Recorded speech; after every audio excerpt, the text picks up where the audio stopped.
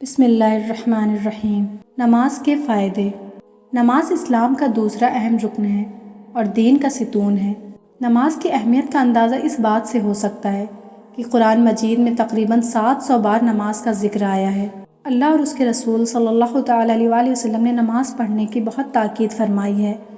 رسول پاک صلی اللہ تعالیٰ علیہ وآلہ وسلم فرماتے ہیں کہ بے شک اللہ تعالیٰ نے ہر مسلمان مرد و عورت پر 5 وقت کی نماز فرض کر دی ہے، بس جو کوئی 5 وقت کی نماز ہمیشہ پڑھتا رہے گا اللہ تعالیٰ اس پر دوزخ کی آگ حرام کر دیتا ہے۔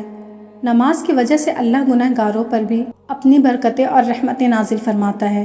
نماز شیطان کو انسان سے الگ رکھنے کا ایک اہم ذریعہ ہے کہ انسان نماز پڑھتا ہے تو شیطان کی شر سے محفوظ رہتا ہے۔ نماز برائی سے بچاتی ہے اور حالت درست کرتی ہے۔ آزمائی ہوئی بات ہے کہ بڑے بڑے گناہ گاروں نے سچے دل سے نماز شروع کی تو گناہوں سے بچ گئے۔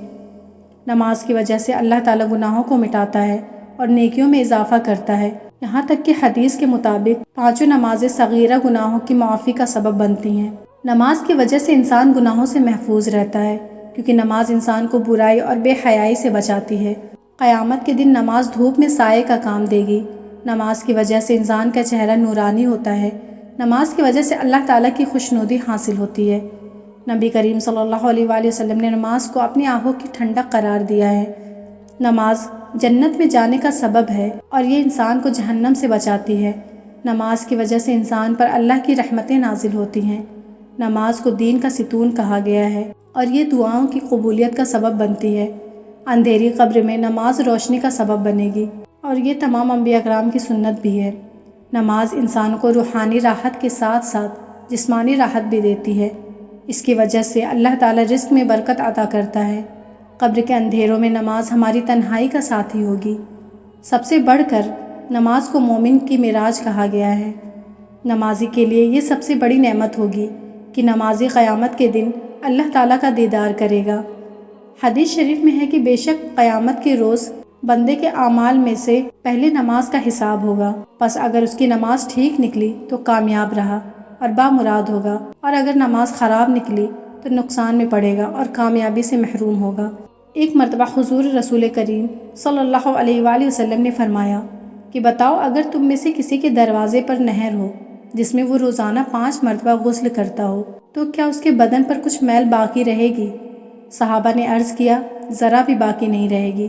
تو آپ صلی اللہ علیہ وآلہ وسلم نے فرمایا، یہی حال 5 نمازوں کا ہے، ان کے ذریعے اللہ تعالیٰ گناہوں کو مٹا دیتا ہے۔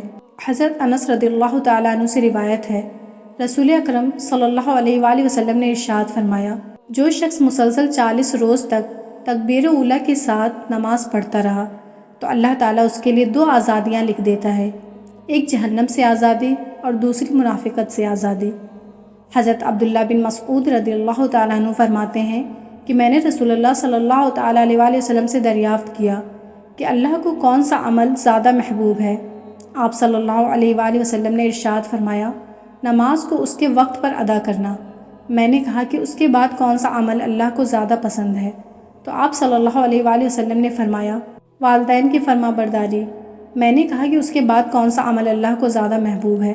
تو آپ صلی اللہ علیہ وآلہ وسلم نے فرمایا، اللہ کے راستے میں جہاد کرنا۔ حضرت ابو ہریرہ رضی اللہ تعالیٰ عنہ سے روایت ہے، رسول اللہ صلی اللہ تعالیٰ علیہ وآلہ وسلم نے ارشاد فرمایا، 7 قسم کے آدمی ہیں جن کو اللہ تعالیٰ اپنی رحمت کے سائے میں ایسے دن جگہ عطا فرمائے گا جس دن اس کے سائے کے سوا کوئی سایہ نہ ہوگا۔ ان 7 لوگوں میں سے ایک وہ شخص بھی ہے جس کا دل مسجد میں اٹکا ہوا ہو، یعنی وقت پر نماز ادا کرتا ہو۔